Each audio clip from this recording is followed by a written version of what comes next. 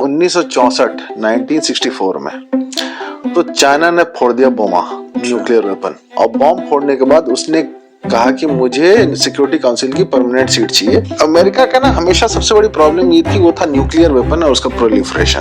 तब फिर उन्होंने बहुत सारा रेकी करने के बाद डिसाइड किया कि नंदा देवी पे चढ़ाते हैं। अब वो एक कहानी है बड़ी अच्छी, मतलब एक्चुअल इंसिडेंट रिकॉर्डेड है रशिया में, द्यातलोव पास। अच्छा। वहाँ ना 6-7 एक्सपीरियंस्ड हाइकर्स एक्सपीडिशन पे निकले और उनको एक जगह पहुंचना था। डेस्टिनेशन जो होती हैं जैसे बेस कैंप से आपको एक पर्टिकुलर पॉइंट तक पहुंचना होता है। तो उनका रास्ते में जब बाद में खोजा गया तो टेंट्स मिले, हर एक की डेड बॉडी मिली, 2 रेडियो एक्टिव मिले। उनके बॉडी पार्ट्स किसी जानवर ने खाए हुए थे लेकिन रेडियो एक्टिविटी थी उनमें। कुछ बॉडी पार्ट्स कहीं और मिले, कुछ की लाशें कहीं और मिली, विदाउट कपड़े मिले। वो ऐसा लग रहा था वहां से टेंटों से अपने फाड़ के टेंटों को भागे हैं। बाप रे। और आज तक उसका कोई एक्सप्लेनेशन नहीं मिल पाया है कि ऐसा क्या हुआ था। स्नो स्टॉर्म आया था, इतना था उनके पास, लेकिन उसके बियॉन्ड कुछ नहीं पता लगा। पहाड़ है ना, बहुत मतलब पहाड़ हो है ही ऐसी जगह ना, मिस्टीरियस जगह होती है। लेकिन ये जो रेडियो एक्टिव वाला जो पार्ट है ना, इसका एक्सप्लेनेशन तो मेरे पास है। अब वो दिया तो उनको नहीं मालूम, हमारे पास है। अच्छा, बताइए एक्सप्लेनेशन।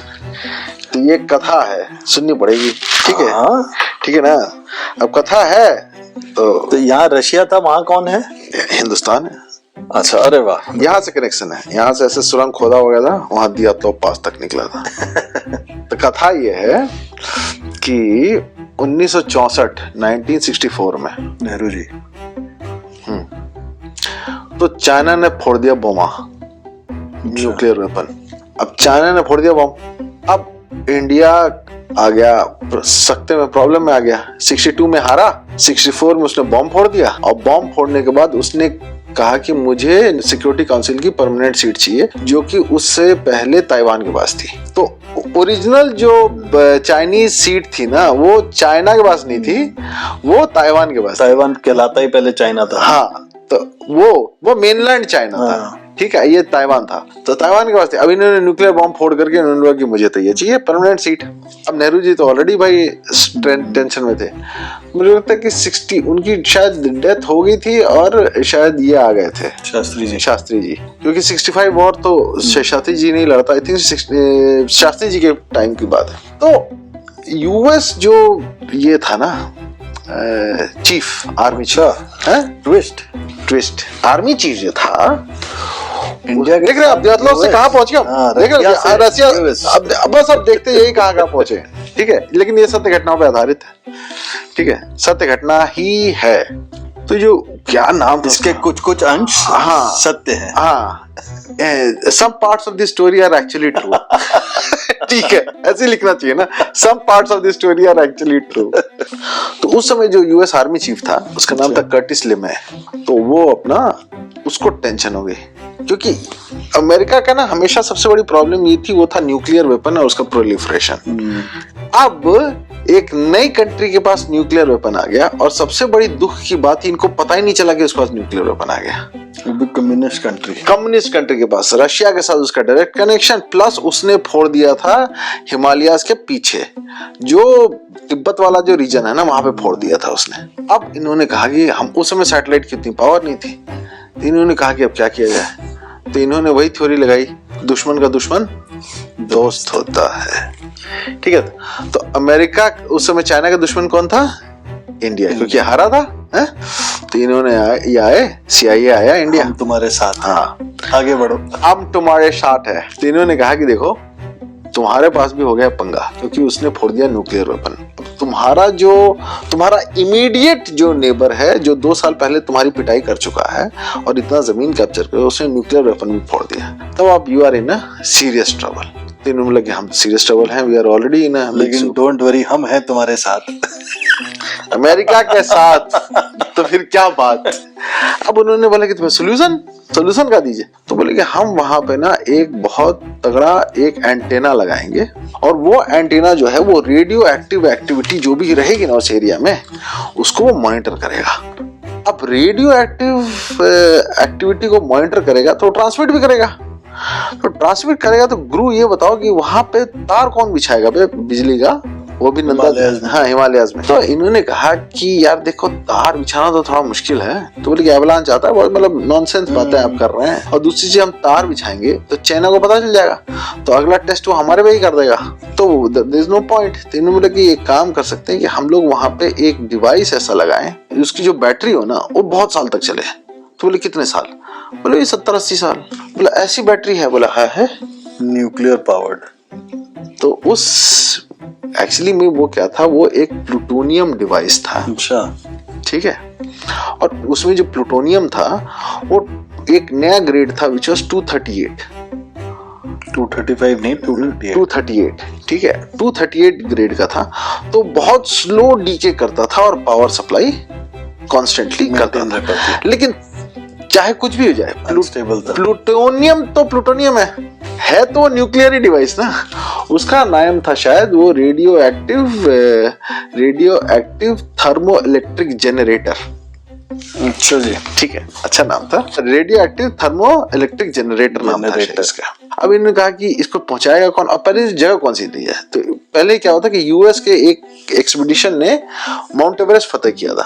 अच्छा, तो इन्होंने कहा कि माउंट एवरेस्ट पे लगा देंगे, तो बाकी सबने कहा कि भाई मेरे माउंट एवरेस्ट का एक एसेंट जो है ना वो चाइना से आता है, ठीक है, तो तुम इधर लगाओगे वो लेके चले जाएंगे तुम्हारा सामान, ठीक है। तो कहा नहीं प्रोग्राम कैंसिल। तो बोले फिर सेकंड कौन सबसे ऊंचा है, तब फिर उन्होंने बहुत सारा रेकी करने के बाद डिसाइड किया कि नंदा देवी पे चढ़ाते हैं। अच्छा जी, ठीक है, उत्तराखंड। तो बोला नंदा देवी पे चढ़ा सकते हैं, लेकिन बाकी सब जो क्लाइंबर्स थे उन्होंने ये कहा कि माउंट एवरेस्ट का जो असेंट है ना आसान है, बहुत आसान है, Nanda Devi is difficult. Nanda Devi is one of the toughest ascents. अभी पीछे भी एक इंसिडेंट हुआ था, हमेशा होगा। Nanda Devi is very unstable नहीं है, स्टीप भी है और बहुत कुछ है, मतलब इट इज वेरी अनप्रेडिक्टेबल, बहुत एवलांच प्रोन है, उसके वेदर में भी कुछ प्रॉब्लम्स हैं, बहुत सारी चीजें हैं। लेकिन उसका जो व्यू था ना ऑफ द टिबेटन प्लेन्स और वो एकदम परफेक्ट था, बहुत दूर तक आप वहां से नजर रख सकते थे। तो अगर एंटीना वहां रहता तो वो बिल्कुल थे। तो सारे अमेरिकन और इंडियंस और सबका ये डिसीजन है कि let us put it at Nanda Devi, but it has to be top secret, क्योंकि पहली बार एक न्यूक्लियर वेपन स्मगल करके दूसरी कंट्री के अंदर आ रहा था, और वो भी उसको एक्टिवली डिप्लॉय किया जा रहा था to look at another nuclear power country. अब उसके लिए जो था ना, उन्होंने सोचा कि भाई इसको जो इंस्टॉल करना है ना, तो जो अमेरिकन टेक्नीशियंस हैं और जो इंडियंस हैं ये दोनों साथ जाएंगे। तो इन्होंने कहा कि भाई किसको, तो एक इंडियन आर्मी के थे या शायद नेवी के थे, मनमोहन कोहली जी। अच्छा, तो वो उनको चुना गया कि आप, क्योंकि वो ना बहुत सारी, he was a very famous mountaineer.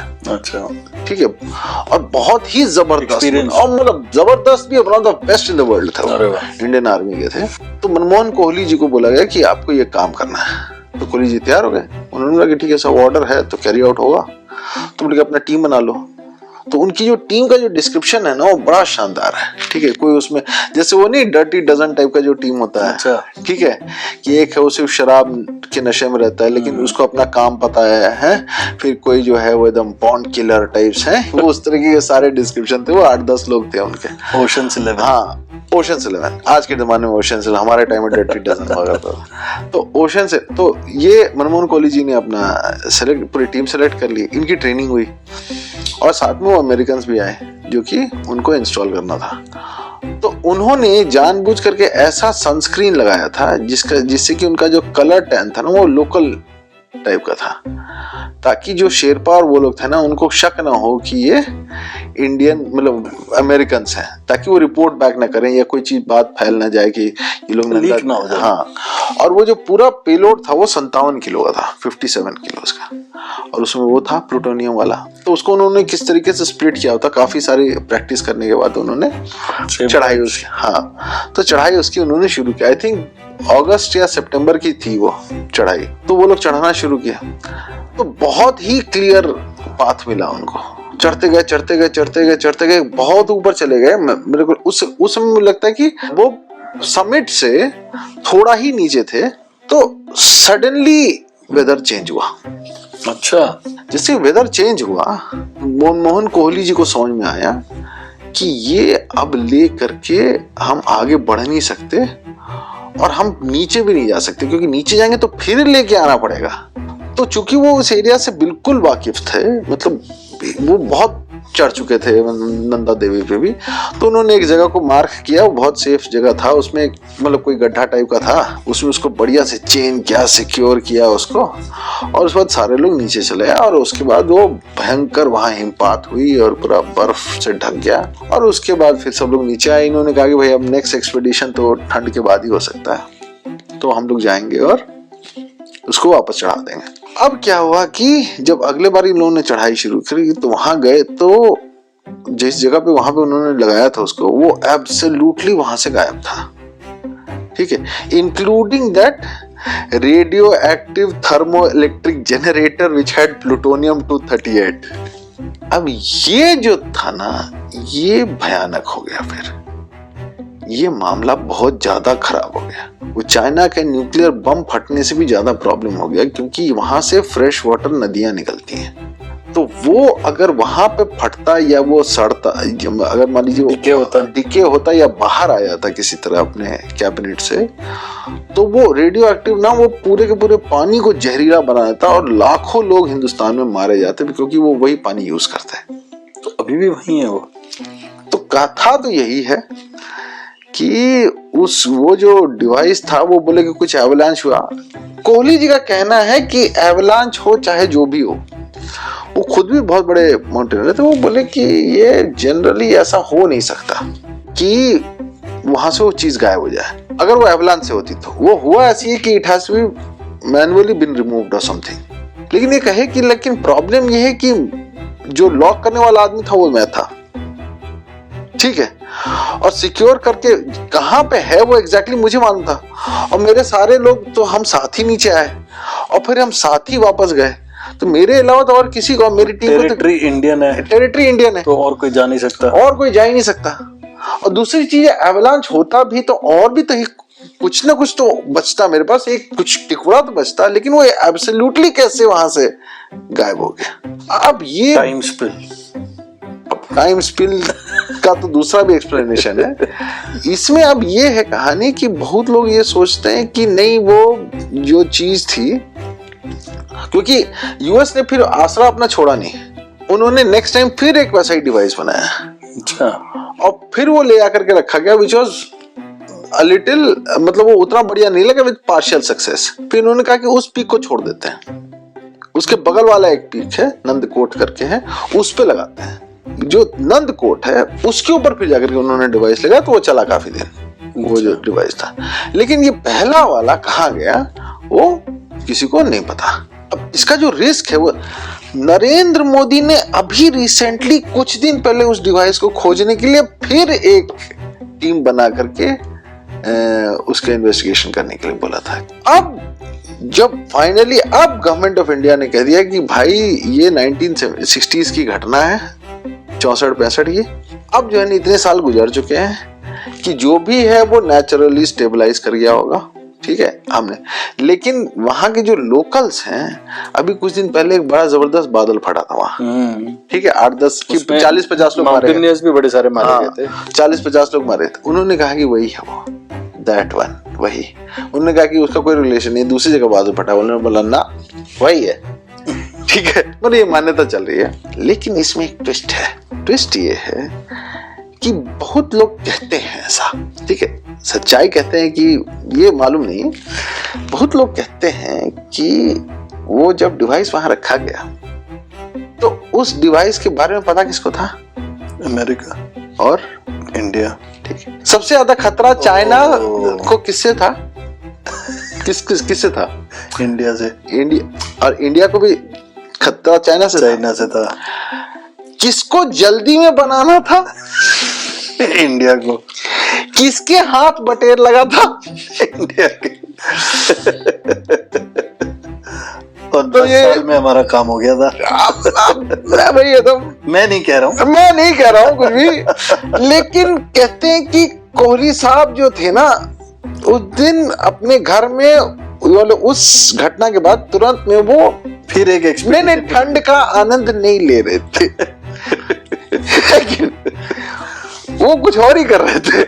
But I don't know, but मतलब I am on the face of it यही है कि जो कैलकुलेशंस है ना, उसके हिसाब से तो यही बैठता है कुछ, जो कि अब कहना ठीक नहीं है।